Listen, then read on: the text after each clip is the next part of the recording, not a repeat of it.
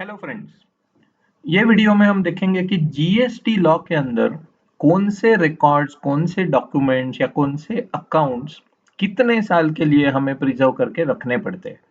तो ये बहुत इंपॉर्टेंट एस्पेक्ट है क्योंकि इंडिया में 5 साल जीएसटी के हो गए हैं। जीएसटी के असेसमेंट्स, ऑडिट सभी शुरू है।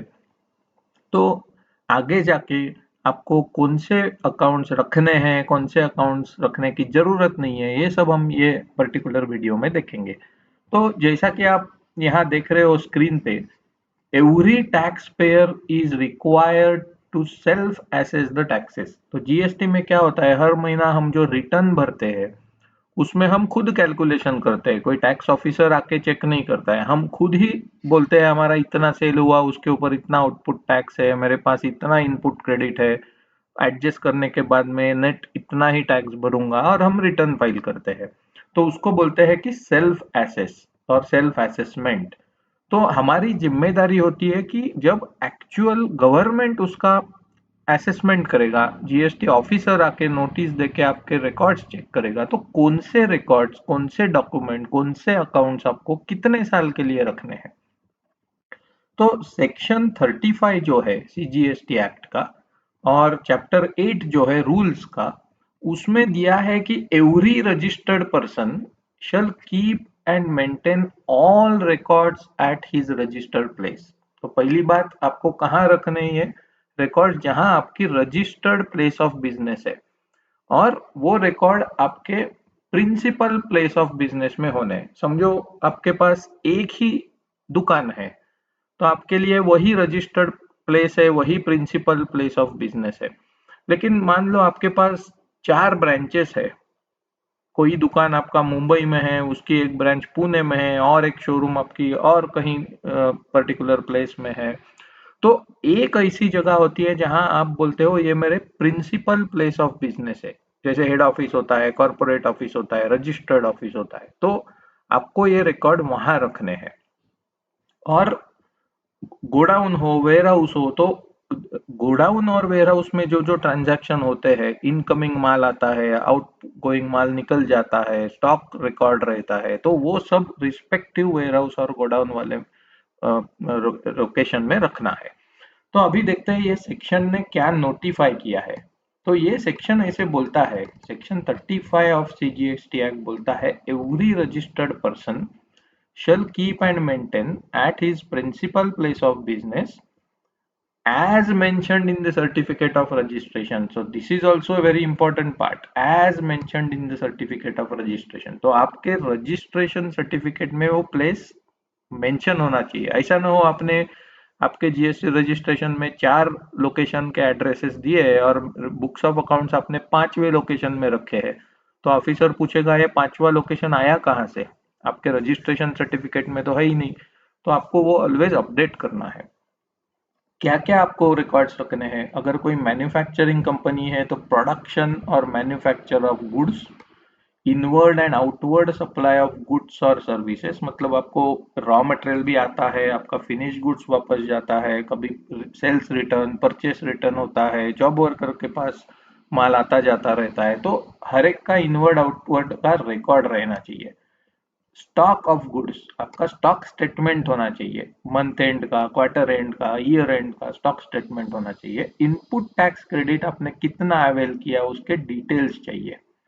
आउटपुट टैक्स अपने कितना पेएबल दिखाया है उसका ब्रेकअप चाहिए, वर्किंग चाहिए, और कितना एक्चुअली भरा है, क्योंकि आपने इनपुट टैक्स क्रेडिट भी एडजस्ट किया होगा, तो नेट कैश में कितना भरा है उसका रिकॉर्ड चाहिए। उसके चालान की कॉपी रखो, और वो सब रिकॉर्ड आपको यहाँ दिखाना पड़ेगा। एंड एनी अदर पर्टिकुलर्स जो सेक्शन 35 में कमिश्नर को पावर दी है।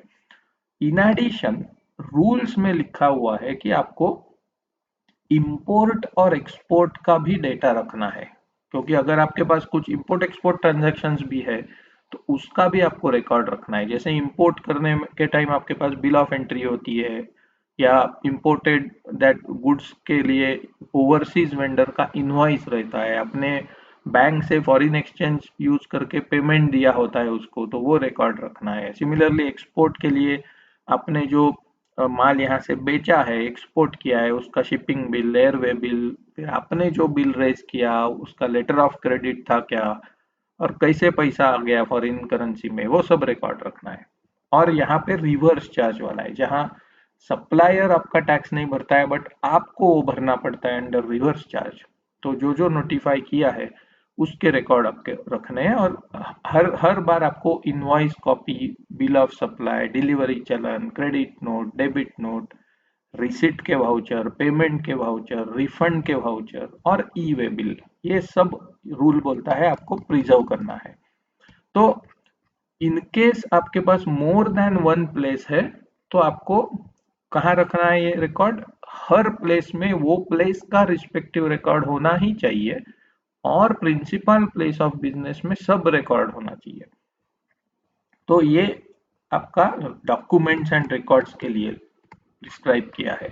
अभी अकाउंट्स एंड रिकॉर्ड के लिए क्या और एडिशनली रखा है कि स्टॉक का आपका डिटेल्स चाहिए। Any movement in your stock register, stock आया, स्टॉक गया, स्टॉक आपने इशू किया, रॉ मटेरियल है तो फैक्ट्री को प्रोडक्शन के लिए इशू किया, या goods lost, stolen, destroyed, written off, जूना इन्वेंट्री आपने स्क्रैप कर दिया या गिफ्ट दे दिया किसी को, या जो जो आपकी मूवमेंट होती है इनकमिंग और आउटगोइंग, उसका रिकॉर्ड रखना है। पैसे के लिए आपने अगर एडवांस की को कस्टमर से पैसा लिया है या आपने आपके सप्लायर को एडवांस पे किया है तो उसके भी रिकॉर्ड आपको रखने हैं। एंड अकाउंट्स में आपको an account containing detail of tax payable, collected, paid, input tax credit की कैसी एडजस्टमेंट करी है आपने, वो सब रखना है। More importantly name and complete address of suppliers from हुम आपने माल खरीदा है या सर्विसेज ली है और जिसके ऊपर आप आपका इनपुट टैक्स क्रेडिट लेने वाले हो। सिमिलरली आपने जो माल बेचा है उसका भी आपको डिटेल देना है। तो दोनों तरफ से आपको रखना है इंफॉर्मेशन, सप्लाई साइड में सप्लायर्स का और आपने जो डिस्पैच किया तो आपके कस्टमर का। उसके बाद आपको complete address of the premises where goods are stored including stored in transit, मतलब जो जो आपके गोडाउन है, वेयर हाउसेस है, जहाँ खाली आप माल रखते हो, वहाँ कोई प्रोडक्शन नहीं होता है, वहाँ कोई दूसरी एक्टिविटी नहीं होती है, तो उसका एड्रेस देना है आपको, और जो आपके रजिस्ट्रेशन सर्टिफिकेट में दिखना चाहिए। फिर मंथली प्रोडक्शन कितना हुआ, quantitative details of raw material कौन से आए आ गए आपके पास, तो ये सब रिकॉर्ड आपको रखना है। और आपने जो ये बनाया आउटपुट, फिनिश गुड्स बनाया, उसका भी सिमिलर रिकॉर्ड आपको रखना है। आपने अगर कोई वर्क्स कॉन्ट्रैक्ट एग्जीक्यूट किया है जहां गुड्स और सर्विसेज दोनों है, मतलब सप्लाई भी है और इंस्टॉलेशन भी है, सर्विस भी है, तो आपको दोनों का रखना है। कौन सा वो कॉन्ट्रैक्टर था जिसके लिए आपने वर्क्स कॉन्ट्रैक्ट एग्जीक्यूट किया है, उसमें कौन से गुड्स एंड सर्विसेज आपने लिए हैं, आपने दिए हैं, वो आपको रखना है सेपरेट रिकॉर्ड। अगर आप बुक्स की बात करेंगे तो बुक्स ऑफ अकाउंट्स, कंपनी के जो ट्रायल बैलेंस है, परचेस लेजर है, सेल्स लेजर है, बैंकिंग रिकॉर्ड्स है, इंपोर्ट एक्सपोर्ट डॉक्यूमेंट्स है, तो ये सब आपके प्रिंसिपल प्लेस ऑफ बिजनेस में होने चाहिए। तो ये बहुत इंपॉर्टेंट बात है। तो आपके रिकॉर्ड्स एक जगह परफेक्ट होने चाहिए ताकि कभी भी टैक्स ऑफिसर मांगेगा आपको वो प्रोड्यूस करने हैं। सर्कुलर में दिया है कि 2017 का ही दिसंबर का सर्कुलर है कि रिलैक्सेशन दिया है maintenance of books of accounts relating to additional place of a business by a principal और ऑक्शनियर। मतलब बहुत बार टी, कॉफी, रबर के बिजनेस में क्या होता है, जिसका टी, कॉफी, रबर का प्लांटेशन है वो खुद आके ऑक्शन नहीं करता है, वो एक ऑक्शनियर के पास जाके बोलता है कि मेरा ये माल आप बेच दो, तो ऑक्शनियर उसका ऑक्शन करके सेल फाइनल करता है। तो उसने उसमें एग्जम्पशन दिया है कि फिर कौन बुक्स ऑफ अकाउंट्स मेंटेन करेगा, सो ये सर्कुलर उसके लिए है। फिर हमारे लिए इंटरेस्टिंग बात है पीरियड, हाउ मेनी ईयर्स हमें रखना है, सबसे इंपॉर्टेंट बात। All accounts maintain together with all invoices, bill of supply, debit note, credit note, delivery challan, inward outward, आपको 72 मंथ्स 6 years, 6 साल के लिए। कब से? Due date of furnishing annual return for the year. मतलब समझो अप्रैल टू मार्च आपका ईयर है और गवर्नमेंट ने बोल दिया ईयर खत्म होने के बाद दिसंबर तक आपको आपका एनुअल रिटर्न भरना है। तो वो दिसंबर के बाद 6 साल तक आपको ये सब रिकॉर्ड रखने हैं। और अगर इन बिटवीन आपका असेसमेंट आता है, आपके ऊपर ऑडिट आता है और आपके ऊपर कोई डिमांड निकलती है और आप अपील में जाते हो, फिर वो जब तक अपील आपका खत्म नहीं होता है, वो अपील आपका कमिश्नर अपील के पास जाएगा, वहां से ट्राइब्यूनल में जाएगा, वहां से हाई कोर्ट में जाएगा। जब तक वो खत्म नहीं होता है आपको ये रिकॉर्ड रखने ही पड़ेंगे, नहीं तो आपका अपील आप जीत नहीं सकते हो, क्योंकि अपील में आपको पूछेंगे आपके डॉक्यूमेंट बताओ। तो 6 साल का क्राइटेरिया होता है जहां आपको कोई डिस्प्यूट नहीं है, जो आपने रिटर्न फाइल किए वो एक्सेप्ट हो गए, तो 6 साल के बाद ये सब डॉक्यूमेंट आप फेंक सकते हो या स्क्रैप कर सकते हो। अभी यहाँ भी आप देखो इलेक्ट्रॉनिक रिकॉर्ड। आजकल क्या है, कोई हैंड रिटन इनवॉइस होता नहीं है, बहुत सारे बिजनेसेस में कंप्यूटराइज्ड होता है, टैली सॉफ्टवेयर है या एनी अदर ईआरपी पैकेज होता है। तो आपके पास गवर्नमेंट ने बोला है इलेक्ट्रॉनिक रिकॉर्ड इज एक्सेप्टेड, लेकिन कंडीशन है कि आपका प्रॉपर बैकअप होना चाहिए। आप ऐसा नहीं बोल सकते हो मेरा इलेक्ट्रॉनिक रिकॉर्ड था लेकिन मेरी हार्ड डिस्क करप्ट हो गई इसलिए मैं अभी कुछ नहीं बता पाऊंगा। That is not allowed. अगर आप इलेक्ट्रॉनिक रिकॉर्ड रखते हैं तो आपकी वो जिम्मेदारी है कि आप उसका बैकअप रखें, ताकि रिकॉर्ड मिल जाए असेसमेंट के टाइम। और जब आपका गोडाउन और वेयर हाउस है या आपने कुछ ट्रांसपोर्टर के साथ कॉन्ट्रैक्ट किया है कि मेरे फैक्ट्री से माल लेके कस्टमर को पहुंचा दो, तो आपको भी उसका रिकॉर्ड रखना पड़ता है। अब पर्सन जो एनरोल हुआ है उसमें उसको एक यूनिक एनरोलमेंट नंबर मिलेगा, और ऐसे पर्सन जो ट्रांसपोर्टेशन ऑफ गुड्स में है या गोडाउन चलाता है, दूसरे कंपनी का माल उसमें स्टोर करता है, उसको भी वो रिकॉर्ड मेंटेन करना पड़ता है कि वो कौन से गुड्स थे, किस से आए थे और कहाँ चले गए और कौन से चालान पे आ गए।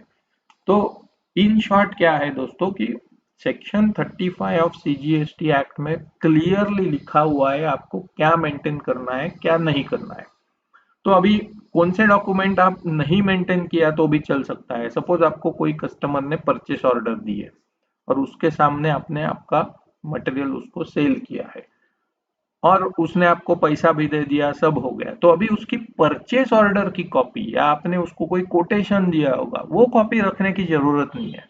Cell invoice is important, transportation documents are important, E way bill is important, और पैसा जो बैंक में आया वो बैंक स्टेटमेंट इज इम्पोर्टेंट। तो ये जो accounts and records in GST prescribe किए हैं उसके ऊपर ध्यान दीजिए, और अपने कारोबार के हिसाब से आप एक एक लिस्ट बनाइए कि कौन से डॉक्यूमेंट मुझे रखने हैं, कौन से डॉक्यूमेंट मुझे रखने की जरूरत नहीं है। वो डॉक्यूमेंट आपको दूसरे पर्पस के लिए लग सकते हैं, जैसे आपका चार्टर्ड अकाउंटेंट बोलेगा इनकम टैक्स के लिए चाहिए या और कोई पर्पस के लिए चाहिए, तो अलग बात है, लेकिन जीएसटी के लिए एक लिस्ट बनाइए कि ये डॉक्यूमेंट मुझे रखने ही पड़ेंगे। तो दोस्तों ये वीडियो था accounts and records to be maintained in GST. तो अभी असेसमेंट शुरू हो गए, जीएसटी को 5 साल हो गए। तो अगर आपने सिस्टमैटिक तरीके से accounts and records to be maintained in GST के ऊपर ध्यान नहीं दिया है तो अवश्य उसके ऊपर ध्यान दीजिएगा, आपके जीएसटी एडवाइजर की सलाह लीजिएगा और इंश्योर कीजिए ये सब डॉक्यूमेंट आपके पास है। तो ये वीडियो देखने के लिए धन्यवाद, और हमें उम्मीद है कि ये वीडियो आपको जीएसटी कारोबार में, आपके कारोबार में आपको फायदा दिलवाएगा, आपको कुछ नॉलेज इंक्रीज करके देगा और आपकी असेसमेंट स्मूथ हो, आपके डॉक्यूमेंट्स राइट टाइम में अवेलेबल हो, यही हमारी दुआ है। और ये वीडियो देखने के लिए धन्यवाद। अगर अच्छा लगा तो लाइक कीजिए, कुछ क्वेश्चंस है, सवाल है तो कमेंट सेक्शन में जाके डालिए, हम उसका रिस्पॉन्स कर देंगे। और तीसरी बात, अगर आपको ये वीडियो पसंद आया है तो हमारा चैनल सब्सक्राइब कीजिए, ताकि ऐसे जीएसटी के ऊपर जो जो आपको हम अलग अलग वीडियो पेश करते जाएंगे वो आपको मिलते जाएंगे। Once again thank you for taking your time. धन्यवाद।